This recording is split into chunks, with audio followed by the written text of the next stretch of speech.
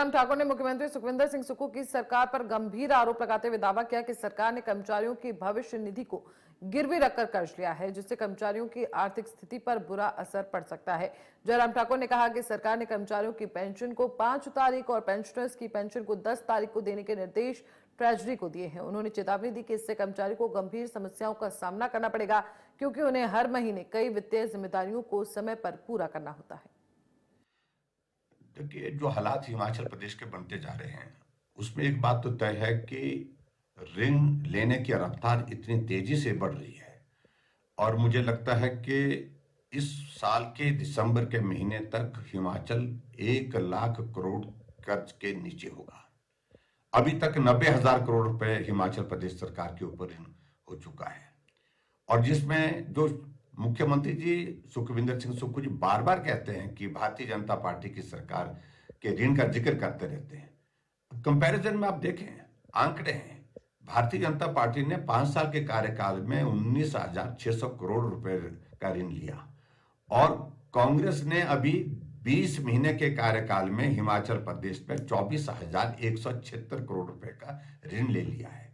यानी कि जितना हमने 5 साल में लिया उससे बहुत ज्यादा ऋण उन्होंने 20 महीने में ले लिया और आने वाले समय में हिमाचल प्रदेश की स्थिति बहुत खराब होने वाली है। इस बात को लेकर के हमको मान करके चलना पड़ेगा और हैरानी तो इस बात को लेकर के है कि जो कर्मचारियों की जो भविष्य निधि होती है, जो जीपीएफ होता है, जिसको कर्मचारी अपने कठिन वक्त के लिए सुरक्षित रख करके काटता रहता है और उसमें से ही उन्होंने 2810 यानी कि 2,810 करोड़ रुपए जो है उनने उसके अगेंस्ट लोन ले लिया। और कर्मचारियों के लिए एक बहुत बड़ा संदेश है। कर्मचारियों के लिए बार बार जो कहते थे कि मैं कर्मचारी हितैषी हूं, कर्मचारी हितैषी हूं, वो तो पोल खुल गई। 20 महीने के छोटे से कार्यकाल में हिमाचल प्रदेश में कर्मचारी सड़कों पर आ गए और दूसरी बात, ना उनको डीए मिला, ना उनको मेडिकल रिम्बर्समेंट का पैसा मिल पा रहा है, ना उनकी सैलरी समय पर मिल पा रही है। आउटसोर्स कर्मचारियों की तो 6-6 महीने से नहीं मिल रही है। एचआरटीसी की जो सैलरी है वो समय पर कभी मिल ही नहीं रही है।